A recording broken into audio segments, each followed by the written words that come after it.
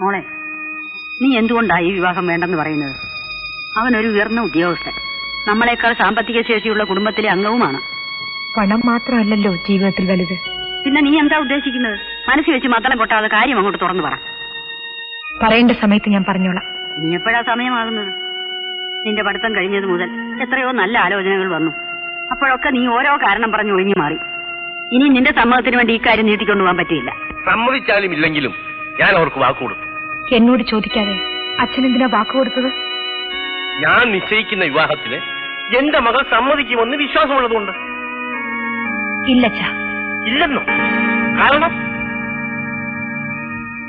നീ മറ്റാരെങ്കിലും മനസ്സിൽ കണ്ടിട്ടുണ്ടോ? ഉണ്ട്. എന്നാൽ ആരെന്ന് പറ.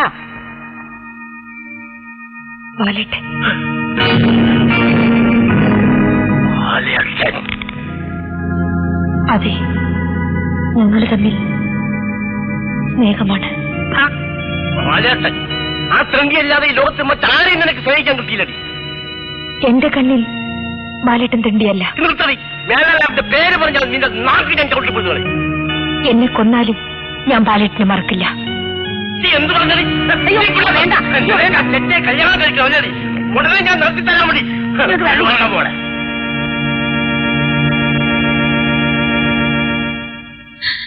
മുതലാളിയോ ഇങ്ങോട്ട് എന്താട്ടെ? വേണ്ട. മുതലാളി ഇങ്ങോട്ട് വരേണ്ട ഗതികൾ എനിക്കുണ്ടായി. എന്താ മുതലാളി? നിന്റെ മോനില്ലേ നേതാവ്, അവനെ എനിക്കൊന്ന് കാണണം. അവൻ വീണ്ടും വല്ല കുഴപ്പവും ഉണ്ടാക്കിയോ മുതലാളി? നിന്റെ മോന്, ആ തെമ്മാടിക്ക് എന്റെ മോനോട് പ്രേമമാണ് പോലും. അവന് കെട്ടിച്ചു കൊടുക്കാനാണ് ഞാൻ വന്നിരിക്കുന്നത്. എനിക്കൊന്നും അറിയില്ല മുതലാളി. അവരൊരുമിച്ച് വളർന്നവരാണ്. ചെറുപ്പത്തിന്റേതായ വല്ല തെറ്റോ കുറ്റമോ വന്നുപോയിട്ടുണ്ടെങ്കിൽ നമുക്ക് പറഞ്ഞു വിലക്കാവുന്നതല്ലേ ഉള്ളൂ. നിനക്ക് വേണമെങ്കിൽ വിളിക്കാൻ മതി. പിന്നെ ഒരു കാര്യം ഓർമ്മിച്ചു, വീണ്ടും ഇങ്ങനെ ഒരു കാര്യത്തെക്കുറിച്ച് എനിക്ക് സംസാരിക്കുന്നത് വന്നാൽ നിനക്ക് വീടോടിട്ട് ഞാൻ കുട്ടികളെ. എന്നാൽ നമുക്ക് ആദ്യം അത് തന്നെ നടത്തിക്കളയാം. അമ്മയൊന്ന് ചുമ്മാ ഇരിക്കേ.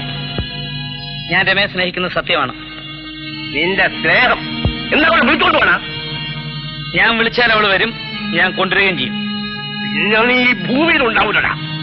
ഓ, പിന്നെ ഞാന് ആകാശത്തായിരിക്കും. എടാ, നീ എന്നെ മനസമാധാനത്തോടെ മരിക്കാൻ സമ്മതിക്കില്ലല്ലേ? അമ്മ എന്തിനാ ഈ ഓലപ്പാമ്പ് കണ്ട് പേടിക്കുന്നത്? മര്യാദയ്ക്ക് സംസാരിക്കണം. ഞാൻ ഓലപ്പാമ്പാണോ നല്ല പാമ്പാണോ നീ കാണാൻ പോകുന്നേ ഉള്ളൂ. കണ്ടോളാം. എടാ, നീ കാരണം ഞാൻ ആയുസത്തോടെ ചാകും. രാഘവ, എന്റെ ജീവനേക്കാൾ എനിക്ക് വലുത് എന്റെ അഭിമാനമാണ്. എനിക്ക് വേണ്ടി നീതി ചെയ്യണം. നിനക്കെന്ത് സംഭവിച്ചാലും അത് ഞാനുണ്ട്. എന്റെ ജീവിതത്തിൽ എനിക്ക് ഏറ്റവും വലുതെന്റെ പെങ്ങളാണ് മുതലാളി. അവൾക്ക് ഞാനല്ലാതെ മറ്റാരുമില്ല. നിന്റെ സഹോദരി ഒരു നല്ല നിലയിൽ കല്യാണം കഴിച്ചു കൊടുക്കുന്നതിന് എന്തെല്ലാം വേണമോ അതൊക്കെ ഞാൻ ചെയ്യാം. നീ എന്നെ വിശ്വസിക്ക്. നീ ധൈര്യമായിപ്പെടും. പടച്ചോനെ, രമക്കുഞ്ഞ് അറിഞ്ഞില്ലേ ബാലൻ കുഞ്ഞിനെ ഇന്നലെ രാത്രി മുതൽ കാണാനില്ലെന്ന്? കാണാനില്ലെന്നോ? അതേന്ന്. ആ പാവം പിടിച്ച തള്ള നാട് മുഴുവൻ തല്ലി അലച്ചോണ്ട് തിരക്കി നടക്കുകയാണ്. ഇതുവരെ ഒരറിവും കിട്ടിയില്ല. ബാലേട്ടൻ എവിടെ പോകാനാ?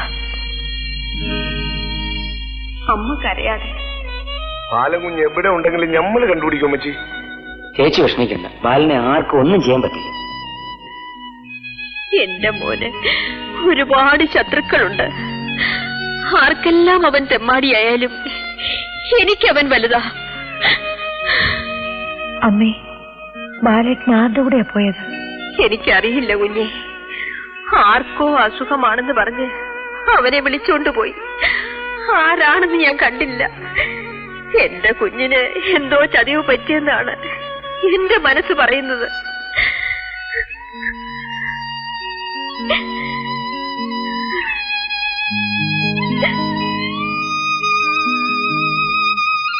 ചതി പറ്റിയത് എനിക്കാണ്.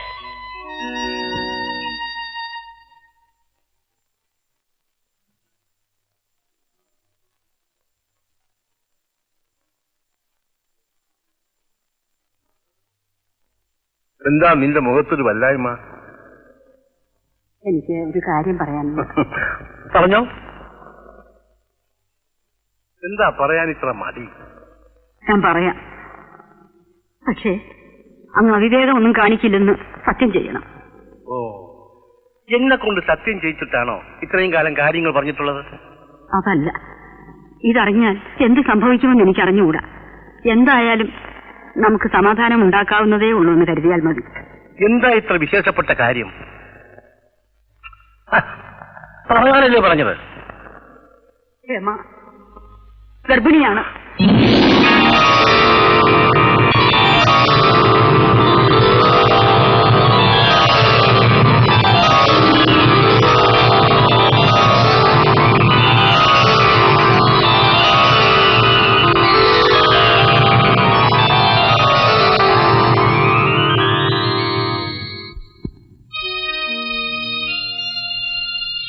കിടപ്പ് കാണാൻ നമുക്ക് പയ്യെ പടച്ചോട്ടെ. ബാലേട്ടനെ കാണാതെ ഒന്നും കഴിക്കില്ലെന്നും പറഞ്ഞ് കിടക്കുക. ഞാൻ എന്ത് ചെയ്യും?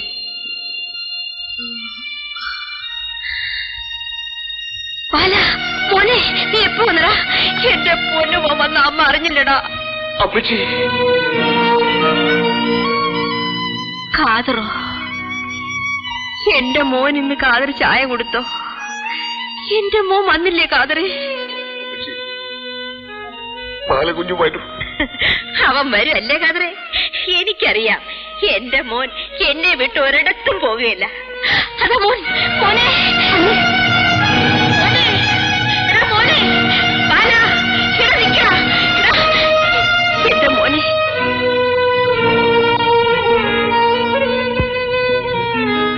രാഘവനോ? എന്റെ മോൻ തിരിച്ചു വരുമോ രാഘവ? നീയും അവനും ഒരു പാത്രത്തിൽ ഉണ്ട് വളർന്നവരല്ലേ? അവൻ തിരിച്ചു വരുമോടാ? അമ്മേ വരൂ അമ്മേ.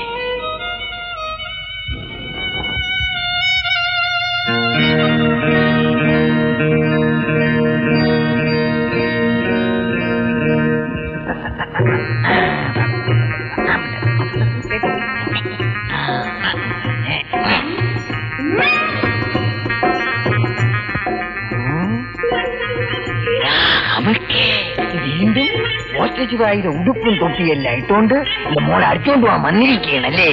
പിന്നെ ഞാൻ ഈ പറഞ്ഞ പേരിൽ ഇവിടെ ആയില്ല.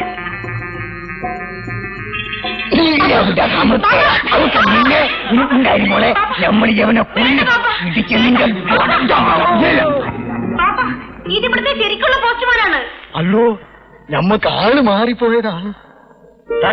തല്ലിയത് നിങ്ങള് നമ്മളെ മോളെ അടിച്ചോണ്ട് പോവാൻ വന്നെന്ന് വിചാരിച്ച് നമ്മൾ അടിച്ചു പോയതാണ്. മാപ്പ് മാപ്പ് തന്നെ പോലീസ് ഏൽപ്പിക്കാൻ പറ്റില്ല.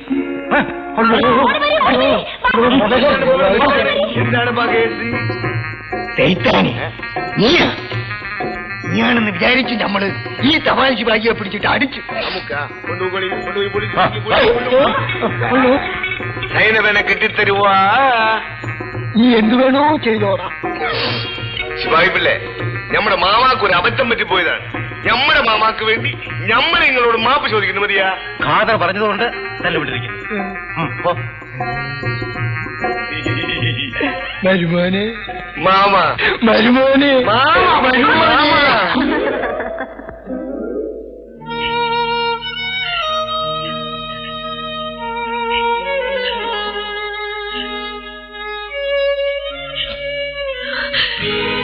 നിങ്ങൾക്ക് എന്റെ മനസ്സിന്റെ കീഴ്ക്കളയാൻ കഴിയില്ലല്ലോ. ഇത്രയുമൊക്കെ ആയിട്ടും നിന്നെ മനസ്സിനെ വേദനിപ്പിക്കുന്ന ഒരു വാക്കുപോലും ഞാൻ പറഞ്ഞിട്ടില്ല. ഇപ്പൊ ഞാൻ മരിച്ചു കയറുത് നിന്നെ വഞ്ചിച്ചവന്റെ പടമാ. ബാലേട്ടൻ ഒരിക്കലും എന്നെ വഞ്ചിക്കില്ല. എടി, അവൻ മനുഷ്യനാണെങ്കിൽ ഇതിനു മുൻപ് വന്നെത്തുമായിരുന്നു. ആ വയസ്സായ അമ്മയുടെയും അച്ഛന്റെയും മനസ്സിന് പിടിച്ചിരിക്കുന്ന തീ കാണാനെങ്കിലും നിനക്ക് കണ്ണുണ്ടാകണം.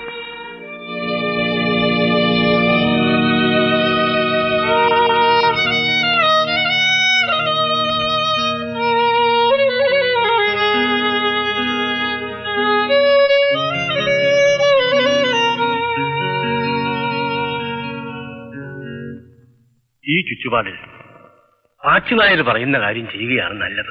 അയ്യോ വേണ്ട, അത് മഹാപാപമാണ്. ഒരു പാപവും ഇല്ല. നമ്മളൊരു കുടുംബാസൂത്രണം നടത്തിയെന്ന് കരുതിയാ മതി. അവൾ അതിന് സമ്മതിക്കില്ല. സമ്മതിക്കില്ലെന്ന് പറഞ്ഞാൽ ഒക്കുമോ?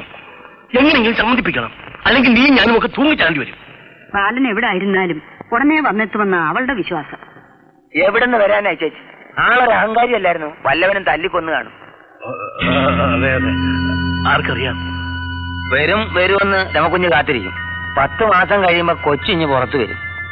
അച്ഛനില്ലാത്ത കൊച്ചിനെ പ്രസവിക്കുന്നതാണോ നല്ലത്, അതോ അഭിമാനം രക്ഷിക്കാൻ ഒരു സ്മാൾ അലസിപ്പിക്കൽ നടത്തുന്നതാണോ നല്ലത് എന്ന് തീരുമാനിച്ചാ മതി. തീരുമാനിച്ചു കഴിഞ്ഞാലോ?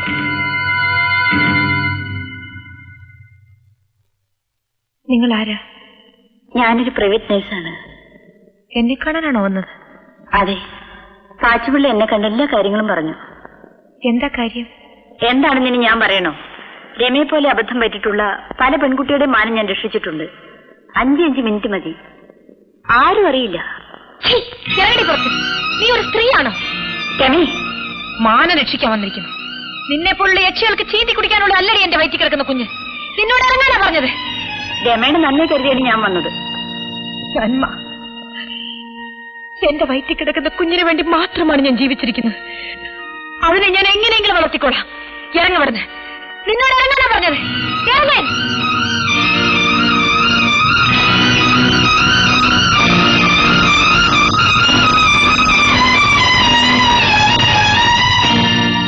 ശരിപ്പെടുത്തിയോ? ഇവിടെ ആട്ട് കേട്ട ആണുങ്ങൾക്ക് ഒരു അലസി പോവല്ലോ. അമ്മേ, നിങ്ങൾ എന്നെ ഏതോ ബന്ധുവീട്ടിൽ മാറ്റി താമസിപ്പിക്കാൻ തീരുമാനിച്ചിരിക്കല്ലേ? എനിക്കതിൽ വിഷമമില്ല. ഏത് കാട്ടിൽ കൊണ്ടുപോയി താമസിപ്പിച്ചാലും എനിക്ക് എന്റെ കുഞ്ഞിനെ വളർത്തിയാൽ മതി. മോളെ, നിന്നെ മാറ്റി താമസിപ്പിക്കുന്നതിൽ നിന്നേക്കാൾ വേദനിക്കുന്നവരാ ഞങ്ങൾ. പക്ഷേ ഈ തറവാടിന്റെ മാനം രക്ഷിക്കാൻ വേറെ വഴിയില്ല മോളെ. അമ്മേ, എന്റെ കുഞ്ഞ് അച്ഛനില്ലാത്ത കുഞ്ഞല്ല. നല്ല തന്റെ ഇടവും തറവാടുത്തവും ഉള്ള ചെറുപ്പക്കാരന്റെ കുഞ്ഞാണ്. മോളെ, നീ എന്തൊക്കെ പറഞ്ഞാലും കല്യാണം കഴിക്കാത്ത ഒരു പെണ്ണ് പ്രസവിക്കുന്നത് മാനക്കേടായിട്ടേ ലോകം കാണും. അമ്മേ, നിങ്ങൾക്കിത് അപമാനമാണെന്നറിയാം. ബാലേട്ടന്റെ കുഞ്ഞിന്റെ അമ്മയാവുന്നത് എനിക്ക് അഭിമാനമാണ്. ഇപ്പോഴേ ഇവിടുന്ന് പോകാൻ തയ്യാറാണെന്ന് അച്ഛനോട് പറഞ്ഞേക്കും.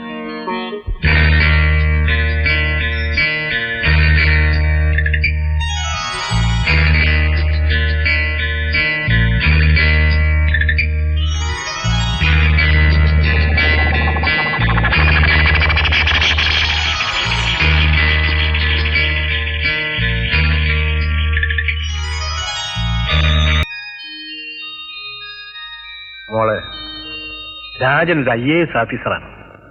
നാളെ നിന്നെ പെണ്ണ് കാണാൻ പറ്റും. ഇനിയെങ്കിലും നിന്റെ പിടിവാഴ്ച ഒന്ന് കുറയ്ക്കും മോളെ. അമ്മേ, എറിഞ്ഞു തീർന്ന എന്റെ ജീവിതത്തെ വിട്ടേക്കും അമ്മേ. നീ തന്നെ ഊതിക്കെടുത്തിയതാണ് നിന്റെ ജീവിതം.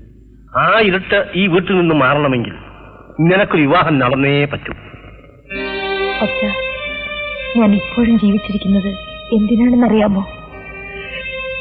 എന്റെ കുഞ്ഞ് മരിച്ചപ്പോ എനിക്കുണ്ടായ വേദന എന്റെ അച്ഛനമ്മമാർക്ക് ഞാൻ കാരണം ഉണ്ടാവാൻ പാടില്ലെന്ന് കരുതിയ. മോളെ, നീ ഇങ്ങനെ നരകിച്ച് ജീവിക്കുന്നത് കാണാനല്ല ഞാൻ പാടുപെടുന്നത്. ഞാൻ സന്തോഷമായി കഴിയണമെന്ന് അച്ഛൻ ആഗ്രഹം ഉണ്ടായിരുന്നെങ്കിൽ അച്ഛൻ പാലേട്ടനെ കൊണ്ട് എന്നെ വിവാഹം കഴിപ്പിക്കുമായിരുന്നു.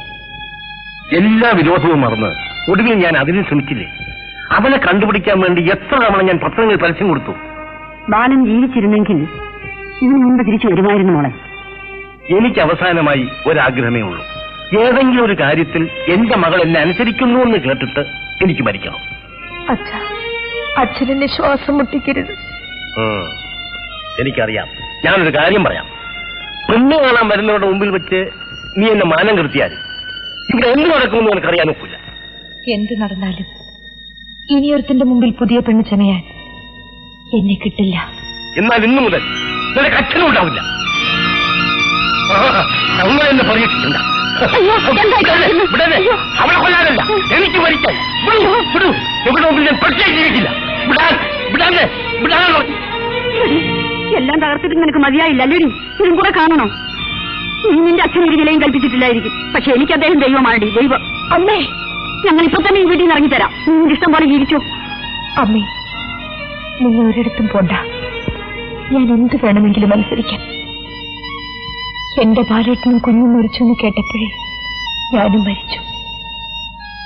എന്റെ ഈ ശവശരീരത്തിനെ പൊന്നിലും പട്ടിലും പൊതിഞ്ഞ് മറ്റൊരുത്തിനെ കൊണ്ട് താലി കെട്ടിച്ചാൽ മാത്രമേ അച്ഛന്റെ അഭിമാനം നിലനിൽക്കുമെങ്കിൽ ഞാൻ അതിനൊരുക്കമാണ്.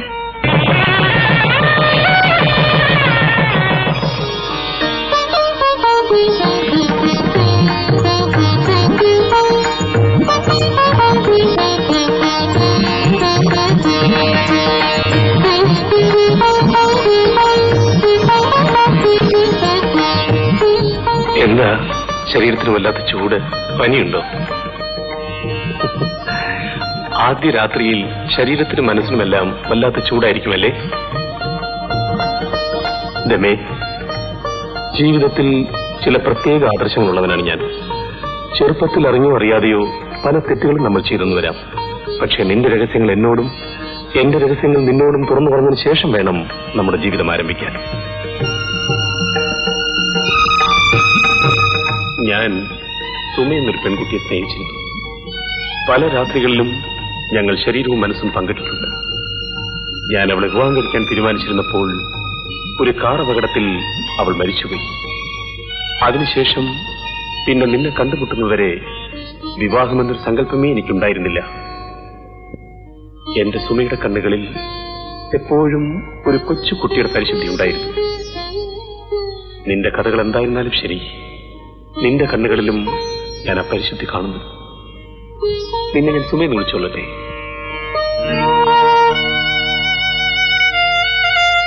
നീ എന്തിനാ കരയുന്നത്?